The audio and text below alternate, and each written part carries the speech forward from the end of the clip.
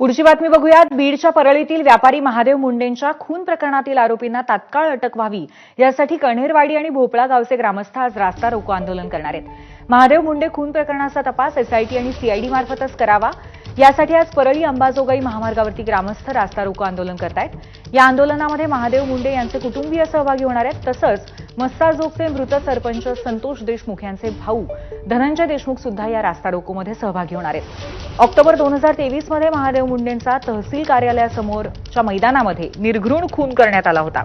या हत्येला आता 21 महिने उलटलेत तरी मारेकरी अजूनही मोकाटच आहे। त्यांना अटक व्हावी यासाठी महादेव मुंडेंच्या पत्नी ज्ञानेश्वरी मुंडे यांनी बीड पोलीस अधीक्षक कार्यालयासमोर 2 वेळा आत्महत्येचा प्रयत्नही केलाय। त्यानंतर आज रास्ता रोको केलं जाणार आहे। दरम्यान या संदर्भात महादेव मुंडे यांच्या कुटुंबियांची बातचीत केली आमच्या प्रतिनिधींनी। आता आपल्यासोबत आहेत ज्ञानेश्वरी मुंडे। आज ग्रामस्थांकडून रास्ता रोको केला जाणार आहे, काय नेमकं रास्ता रोकोचं स्वरूप असणार आहे? एवढंच म्हणजे बेमुदत रस्ता रोको आंदोलनाचं स्वरूप आहे। म्हणजे त्यांनी एवढं केलं आहे की आमची म्हणजे माझे सासरचे म्हणतात आमची सून इतकी भटकत आहे आणि माहेरचे म्हणतात आमची लेक इतकी भटकत आहे, मग हिला न्याय देणार तरी देणार कोण?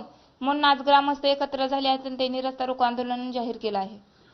आपण जर बघितलं तर तुम्ही वेळोवेळी जे पोलीस प्रशासन आहे, परळीतले पोलीस प्रशासन असेल किंवा काही जे अधिकारी होते या संदर्भातले यांच्यावर आरोप केले होते आणि आता त्या बाबतीत काही प्रशासनानं सांगितलं की त्यांच्यावर कारवाई केली जाईल वगैरे असं काही?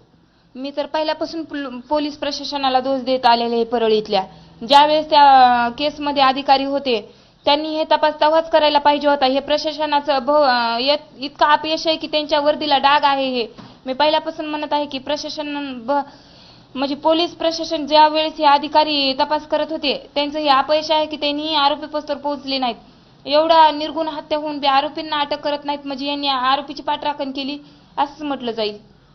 म्हणजे माहेरचं आणि सासरचे दोन्ही लोक आंदोलन करत आहेत। माझं एवढं सगळ्यांना आव्हान आहे, म्हणजे पोलीस प्रशासनासाठी माझं ह्यांनी रस्ता रोको केला आहे। माझं एवढंच आहे की आरोपींना तात्काळ अटक करा आणि जनतेचा बी वेळ घालू नका आणि तुमचा बी घालू नका। पटकन तपास करून आरोपींना अटक करा आणि आमच्या परिवाराला न्याय द्या।